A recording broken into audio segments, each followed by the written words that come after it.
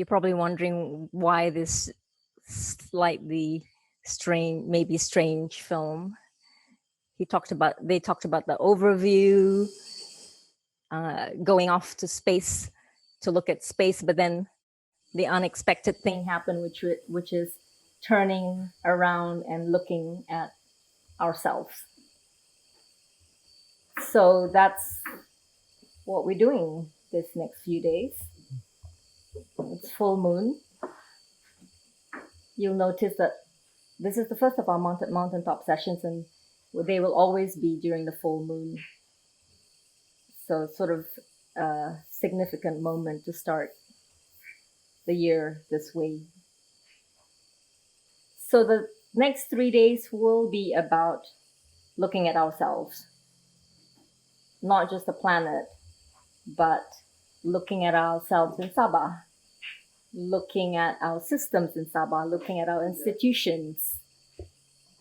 So we're going to go a lot from the very local to the very universal, and back and forth in this next few days.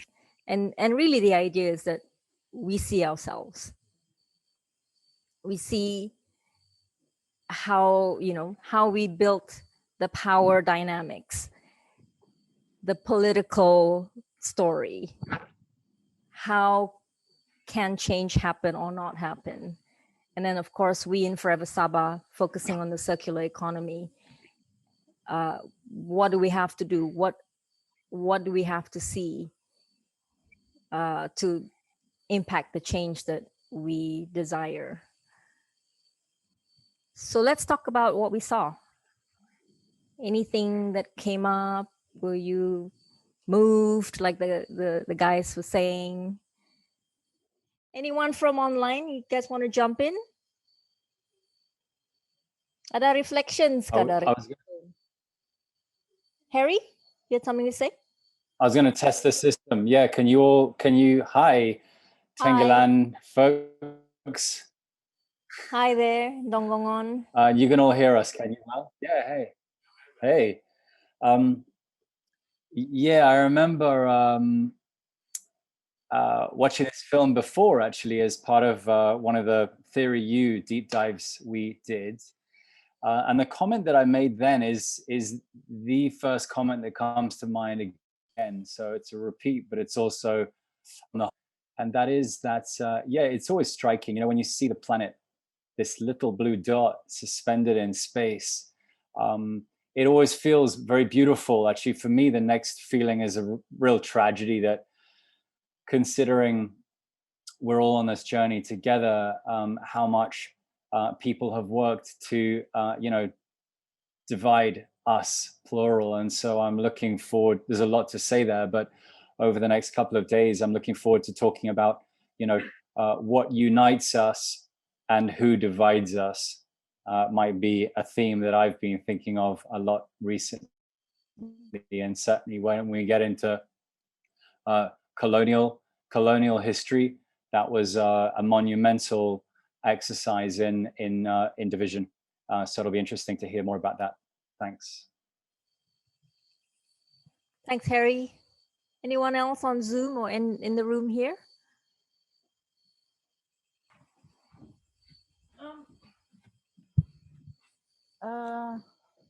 What struck me first off, I think, was that we didn't think about looking at ourselves, that we went to this great exploration to the moon. And we know that humankind has always looked at the moon. But then it's surprised, I never heard that. I never knew that the astronauts were not considering Earth.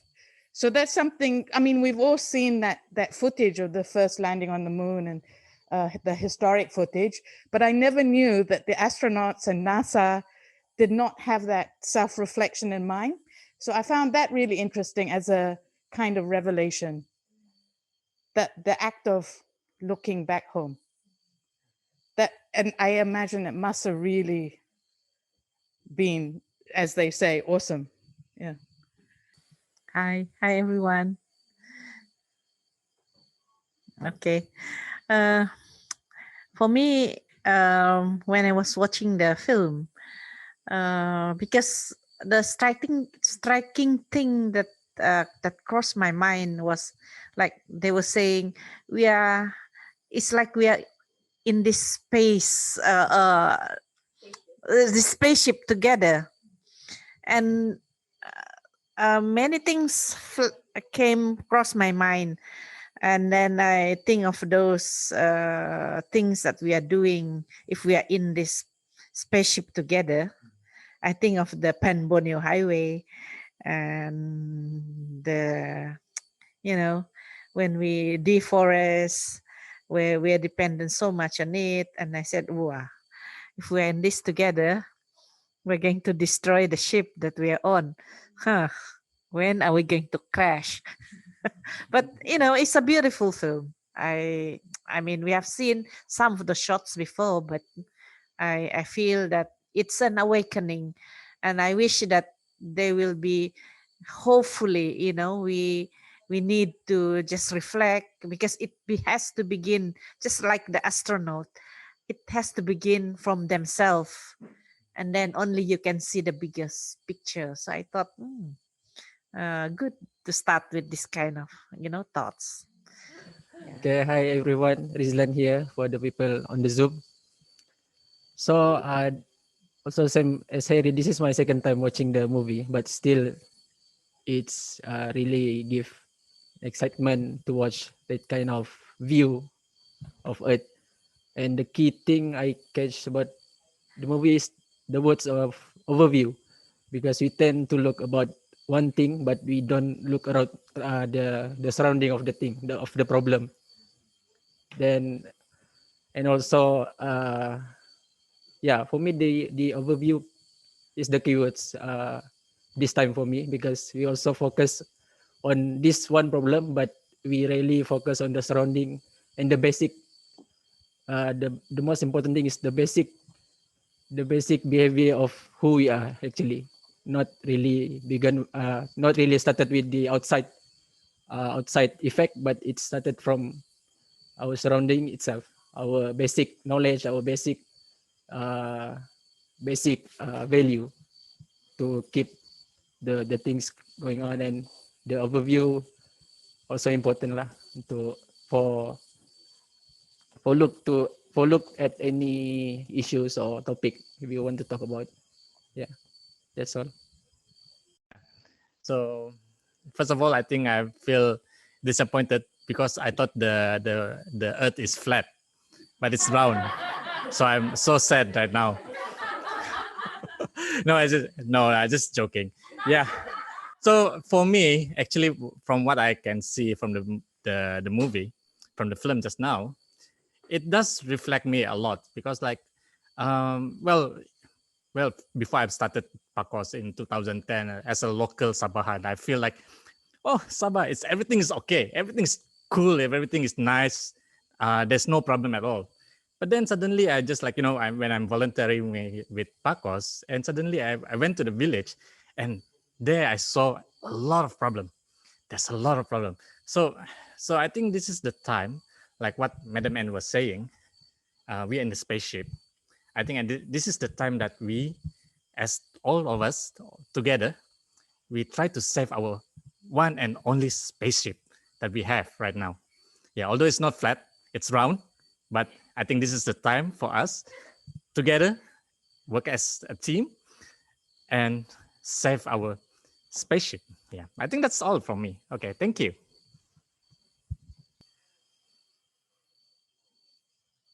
Others? Yana, Hey, let me go. So I saw the video this morning. I did some research and reading up on the writer and the astronauts and all that. So this is my summary: is that all their life they were prepared to go to the moon.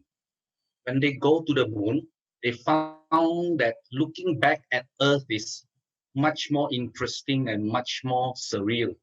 I think many times we also feel the same thing. Like, for example, if we climb Mount Kinabalu, and that's our goal, but in reality, if we look back, we look down, we can see the whole of Sabah. I think that is a very powerful overview effect also. Like, and for example, if we go into the jungle, and then we have always read about certain species, a lot of things going on in the jungle, and then we go to the jungle, we climb, and then we look at the jungle as a whole from top. We will have that feeling also, that overview feeling and all that. But I also think that that overview effect will not happen if we don't go to the ground.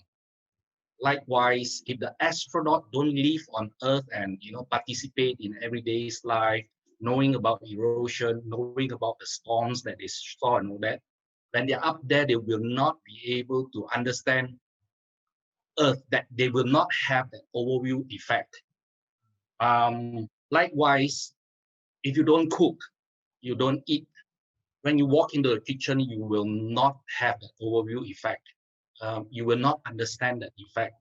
So I think this is what they meant. Thank you. Thanks, Casey. Yeah, I like very related to what Casey had said. Like all the time when I saw the movie, all I think about how I'm in gratitude, sangat bersyukur lah, because I'm able to feel unity. But what about those who think about surviving day by day? They won't think about unity. they would think about putting food on the table. I think about the background of the author of the book. I think about the background of all these astronauts. Like them, I have the privilege, you see, to think about the overview, to think about the bigger impact. Some people, they don't have the privilege to think about the bigger impact because all they can do is think about themselves. They think about their children because of the economy, the pandemic, and so on. And then also, all the while looking at the movie, I can't help but to also feel angry at the with you, like all the big commercial fishing companies, like I think about 70% or 90% of all the plastic in the ocean are from these fishing big companies. All the fish nets and everything, like all our straw and plastic straw, it's not so much from the consumer. So yeah, I'm angry at the 1%, the rich people. Like they all have this power and everything. Sorry, like I know it's kind of like tiba-tiba jauh. But yeah, that's what I think about about the movie. Yeah, that's it. Halo, Hello. selamat malam. Good night. Senang sedepan. Yeah. Hi, Jonas. I think saya rasa saya pun mau cakap Melayu saja sebab saya hari-hari cakap Melayu dan dusun di sini. Tidak kawan cakap English, so Englishnya tidak cukup bagus. But I still can understand.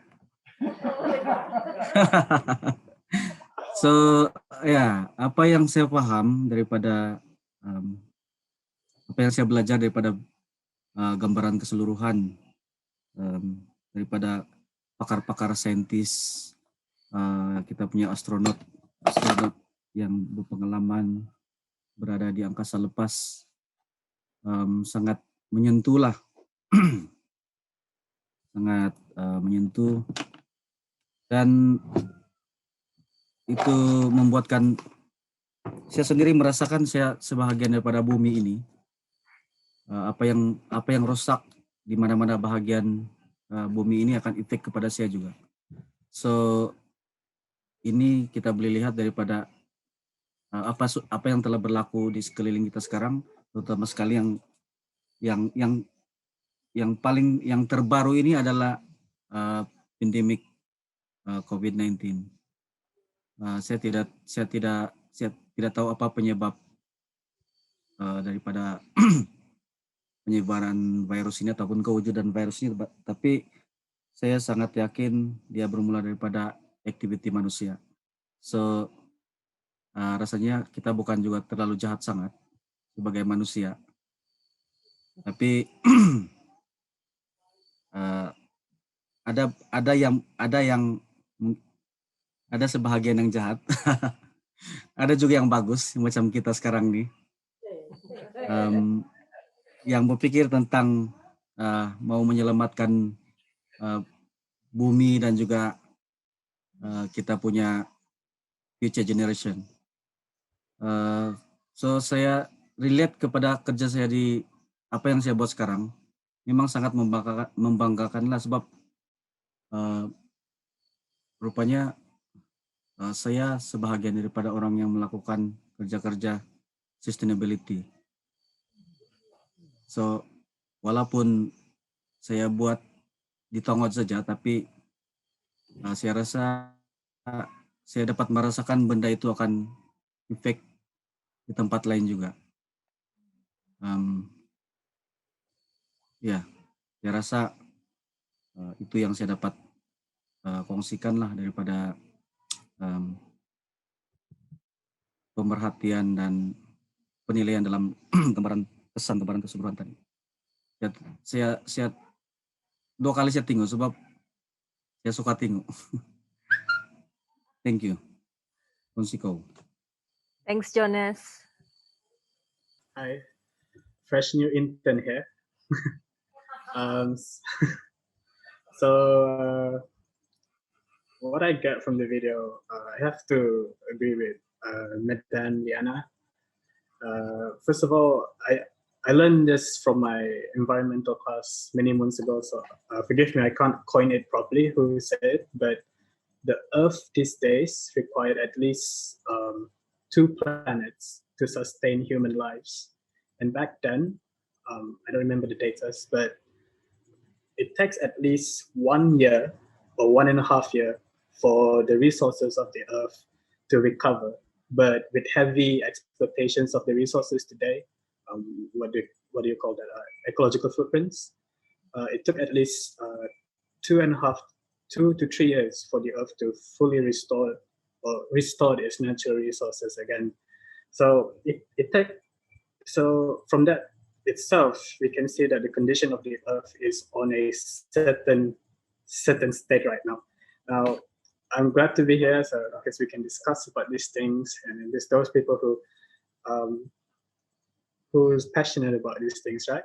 So that's it for me, and it's good to be here. Great to have you, Johan. All right. Seems like it's only fair if I speak to because everybody else has. So, and I think in one way or another, everybody has said this. And I think long before I have seen the video, I have been thinking the same thing. I believed in it even, that we being part of the earth, how do I put it in words? It seems so difficult, but since we are just being part of the earth, let's look at it at a smaller scale. If we don't like mosquitoes, we put mosquito coils. So let's say if one day the earth doesn't like us anymore, maybe the earth will put a mosquito coil also, a human coil to us. So yeah, it's exactly like the pandemic. I'm trying to say that we are not the biggest part of the earth, so the earth is still bigger, or the universe is still bigger, and it will has its own way to deal with whatever problem we do to this earth. Thank you.